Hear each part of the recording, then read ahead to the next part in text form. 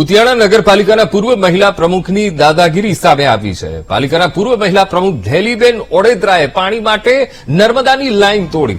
કુતિયાણાને પાણી ન મળતું હોવાથી લાઇન તોડીને પોતાનો વિરોધ તેમણે પ્રકટ કર્યો તો ઉપલેટાથી પોરબંદર આવતી નર્મદાની પાઇપલાઇન તોડી નાખી। નર્મદાની લાઇનને જેસીબીની મદદથી તોડવામાં આવી અને અધિકારીઓને રજૂઆત કરવા છતાં ઉકેલ ન આવતો હોવાનો પણ ધેલીબેને આક્ષેપ કર્યો। કહ્યું કે મારા વિરુદ્ધ અધિકારીઓએ જે કાર્યવાહી કરવી હોય એ કરે। આ લાઇન તોડીને હું મારા ગામમાં પાણી પૂરું પાડીશ।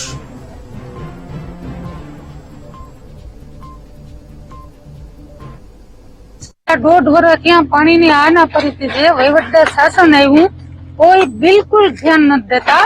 કેટલી વખત અમે પ્રાદેશિક નિયામકમાં બીજું કયું કાર્યપારી એન્જિનિયરની કેટલી વખત કીધું કે ભાઈ જે ઉપલેટાથી લાઈન પોરબંદર જાય એમાં અમને કુતિયાણાની લાઈન જોડ કરી દો તમારે કાયમી માટેનો હક થઈ જાય।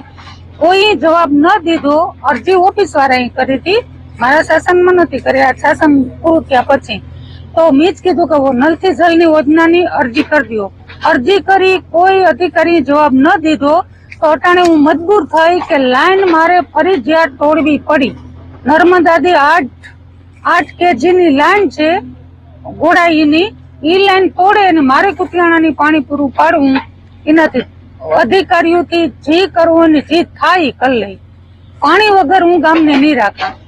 એટલે અત્યારે મારે આ જેસીબી મગાવે ને ફરજિયાત ઉપલેટાથી પોરબંદર લાઈન છે નર્મદાની, એ લાઈન તોડવી પડી। એ લાઈન તોડે હું મારા ગામની પાણી પૂરું કરી। તો કુતિયાણા ગામમાં પાણીની તંગી અને પાણીની તંગીને પહોંચી વળવા માટે કુતિયાણા નગરપાલિકાના એક પૂર્વ મહિલા પ્રમુખે એ પાણીની લાઇન તોડી નાખી। ઉપલેટાથી પોરબંદર આવતી નર્મદાની પાઇપલાઇન તોડી નાખવામાં આવી। તો નર્મદાની લાઇનને જેસીબી મશીન બોલાવવામાં આવ્યું અને જેસીબી મશીનથી આ લાઇનને તોડવામાં આવી। આક્ષેપ એવો છે એમનો કે અધિકારીઓને વારંવાર રજૂઆત કરવામાં આવી, એ રજૂઆત તેમણે સાંભળી નહીં અને માટે આ મારે કામ કરવું પડ્યું છે। મારા વિરુદ્ધ અધિકારીઓએ જે પણ કાર્યવાહી કરવી હોય એ કરી શકે છે। આ લાઇન તોડીને પણ હું મારા ગામમાં પાણી પૂરું પાડીશ। તો કુતિયાણા નગરપાલિકાના પૂર્વ મહિલા પ્રમુખ જેમણે પાણીની લાઇન તોડી નાખી છે, કારણ છે ગામમાં પાણી નથી પહોંચી રહ્યું અને પીવાના પાણીની સમસ્યા ઉભી થઈ રહી છે અને માટે તેમણે આ પગલું ભર્યું છે। તો પાલિકાના પૂર્વ મહિલા પ્રમુખ ધેલીબેન ઓડેદરાએ પાણી માટે નર્મદાની લાઇન તોડી નાખી। કુતિયાણાને પાણી ન મળતું હોવાથી આ લાઇન તોડીને પોતાનો વિરોધ પણ કર્યો અને રજૂઆત પણ કરી હતી।